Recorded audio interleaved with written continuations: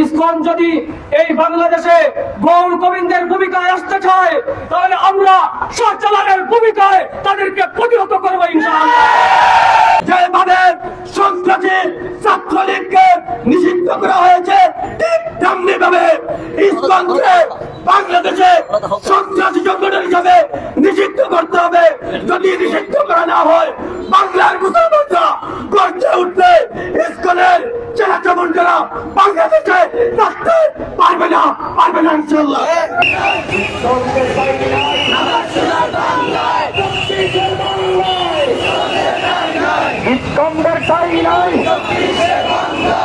বাংলাদেশের কিছু রাজনৈতিক দল ইসকন সহ ভারতীয় আধিপত্য বাস্তবায়নের জন্য বিভিন্ন ধরনের পায়তারা চালাচ্ছেন।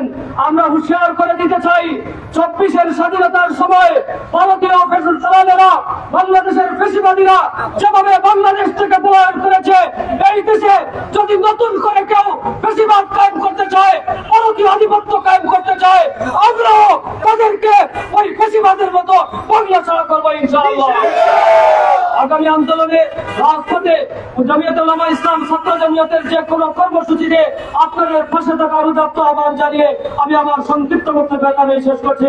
ধন্যবাদ। ছাত্র জমিয়ত বাংলাদেশ, ধন্যবাদ। জিন্দাবাদ জিন্দাবাদ। হিন্দু ধর্মের উগ্র সংগঠন ইসকন নামক জঙ্গি সংগঠন বিগত কয়েকদিন যাবৎ সাম্প্রদায়িক দাঙ্গা লাগানোর জন্য যে অপচেষ্টা চালিয়ে যাচ্ছে আমরা গভীরভাবে দেখেছি। বিগত সরকার তাদের মনোনীত সরকার হওয়া সত্ত্বেও তারা কখনো আমাদের 30 লক্ষ শহীদের রক্তের বিনিময়ে অর্জিত লাল সবুজ পতাকাকে অপমানিত করে গেরুয়া পতাকা উত্তোলন করার দুঃসাহস দেখাতে পারেনি। আমরা দেখেছি তারা কখনো জয় শ্রীরাম বলার সাহস পায়নি, কিন্তু আমরা বর্তমানে দেখছি তারা বর্তমান প্রশাসনকে বিতর্কিত করার জন্য, দেশের প্রশাসনকে অস্থিতিশীল করার জন্য যেই দুঃসাহস দেখিয়েছে, জয় শ্রীরাম বলে আদালত প্রাঙ্গণকে হত্যার কাণ্ড চালিয়েছে। বলতে চাই এইরকম জঙ্গি সংগঠনকে বাংলাদেশে দেখতে চাই না। উপস্থিতি অনেক সুশীল বলে আপনারা নারে তাকবীর বললে তারা জয় শ্রীরাম বলতে পারবে না কেন? আমরা বলতে চাই এই জয় শ্রীরাম এমন স্লোগান যে স্লোগানের তৈরিতে ভারতে বাবরি মসজিদকে ধ্বংস করা হয়েছে। এই জয় শ্রীরাম এমন একটি স্লোগান যে স্লোগান দিয়ে ভারতে আমার মুসলমানকে গরু খাওয়ার জন্য হাজার হাজার মুসলমানকে হত্যা করা হয়েছে। অতএব আমরা বলতে চাই এই জয় শ্রীরাম যারা বলবে তাদেরকে ছাত্রলীগের মতো বাংলাদেশে নিষিদ্ধ করতে হবে ইনশাআল্লাহ। সবাই আওয়াজ তুলুন, 24-এর এই বাংলায় এখন দেখতেই নাই, আবার শোনায় বাংলায় ইসকন বাংলাদেশের ভূমিতে বিস্ফোরণের মতো হয়ে ক্যান্সারের রূপ ধারণ করেছেন। এদেরকে নিষিদ্ধ করার মাধ্যমে পুরো বাংলাদেশকে স্বাধীন এবং নিঃস্বার্থভাবে কলুষিত করার হাত থেকে এদের হাত থেকে মুক্ত করতে হবে। আমরা 5 আগস্ট তাদের মন্দিরে পাহারা দিয়েছি, এদেরকে পাহারা দেওয়ার মাধ্যমে আজকে আমাদের আদালত প্রাঙ্গণে আমাদের আলিফ ভাইকে তারা হত্যা করেছে।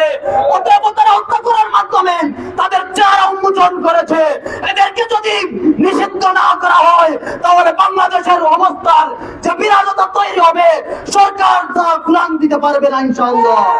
আপনারা অবশ্যই জানেন বিগত 5 আগস্ট স্বৈরাচারী খুনি হাসিনা পতনের পর একের পর এক ব্যানার নিয়ে একের পর এক নাম নিয়ে দেশে অশান্তি সৃষ্টি করার ষড়যন্ত্র চালিয়ে যাচ্ছে। প্রথমে ওরা সনাতন ধর্মী নামে মাঠে নেমেছিল, তাতে সফল হয়নি। পরবর্তীতে ওরা আনসার নামে মাঠে নেমেছিল, তাতে ওরা সফল হয়নি। বর্তমানে ইসকন নামে ওরা মাঠে নেমে মুসলমানদের উপর নির্যাতন করে, ধর্মীয় মসজিদ মাদ্রাসা ভাঙচুর করে, আমাদের মুসলমান ভাইকে হত্যা করে, মুসলিম আইনজীবী অ্যাডভোকেট আলিফকে হত্যা করে এই বাংলাদেশে অশান্তি সৃষ্টি করার গভীর ষড়যন্ত্র চালিয়ে যাচ্ছে। ঠিক আছে, আজকের এই পথ সমাজকে পরিষ্কার ঘোষণা জানিয়ে দিতে চাই, যেভাবে সন্ত্রাসী ছাত্রলীগকে নিষিদ্ধ করা হয়েছে ঠিক তেমনি ভাবে ইসকনকে বাংলাদেশে সন্ত্রাসী সংগঠন হিসাবে নিষিদ্ধ করতে হবে। যদি নিষিদ্ধ করা না হয়, বাংলার মুসলমানরা গর্জে উঠলে ইসকনের চেলাচামুন্ডারা বাংলাদেশে থাকতে পারবে না ইনশাআল্লাহ। 1947 সালে ভারত বিভক্ত হয়ে ভারত পাকিস্তান দুটি রাষ্ট্র ধর্মের ভিত্তিতে তৈরি হয়েছিল। আজকের বাংলাদেশ 90% মুসলমানের বাংলাদেশ। এই বাংলাদেশে মদিনায়, ইসলামের মদিনায় যেভাবে হিন্দুত্ববাদ, মুশরিক, ইহুদি, বৌদ্ধরা যেভাবে নিরাপদ ছিল, হিন্দু, বৌদ্ধ, খ্রিস্টানরাও 90% মুসলমানের দেশে তেমনি নিরাপদ। শুধু একটি কথা বলতে চাই, মদিনায় যেভাবে খায়বার, বনু নযীররা দেশের স্বাধীনতা সার্বভৌমত্বের বিরুদ্ধে লড়েছিল, তাদের যে পরিণতি হয়েছিল 90% মুসলমানের দেশের স্বাধীনতার সার্বভৌমত্বকে নিয়ে যারা সিনেমিনি খেলবে, তারা এই দেশ থেকে বিচ্ছিন্ন হতে যেতে বাধ্য হবে। আমরা ওলামায়ে কিরামের নেতৃত্বে, জমিয়ত উলামায়ে ইসলামের নেতৃত্বে, ছাত্র জমিয়তের কর্মীরা সেই কাজ করতে বদ্ধপরিকর শপথবদ্ধ রয়েছে ইনশাআল্লাহ। ছাত্র জমিয়ত বাংলাদেশ জিন্দাবাদ, জমিয়ত উলামায়ে ইসলাম বাংলাদেশ জিন্দাবাদ। আমরা ইতিপূর্বে দেখেছি আনসার লীগের নামে ঢাকাকে বিনষ্ট করার জন্য এক করে নেমেছে, ক্যাডেট লীগের নামে আরব করে নেমেছে। আজকে ইসকনের পক্ষ নিয়ে কিছু মুসলমানরা চেষ্টাকে প্রশ্ন দিচ্ছে, তাদেরকে আমরা উৎসাহ করে বলতে চাই, আমরা কিন্তু আপনাদেরকে চিনি, আমরা কিন্তু আপনাদেরকে চিনে রাখলাম। ছাত্র জমিয়তের কর্মীরা আপনাদেরকে চিনে রেখেছে। আপনারা যতই ষড়যন্ত্র করেন না কেন, কোন ষড়যন্ত্র এই দেশে সফল হবে না। সংগ্রামী উপস্থিতি, ইসকন আমার ভাইকে হত্যা করেছে।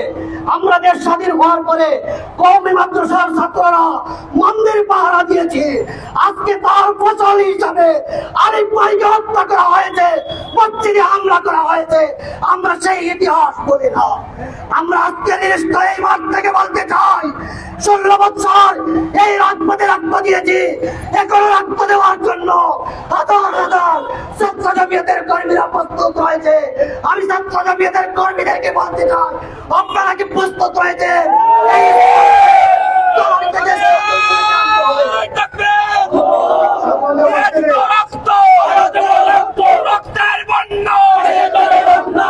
সংগ্রামী উপস্থিতি, বক্তব্য শেষ।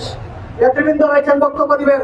আমি শুধু স্পষ্ট ভাষায় সরকারকে বলতে চাই, এই দেশে 16 বছর যারা বলেছিল আমরা 40 বছর 41 বছর থাকবো, কিন্তু আপনারা দেখেছেন দেশে থাকা তো দূরের কথা, উনি পলায়ন করে গিয়েও বাঁচার সম্ভাবনা নয়।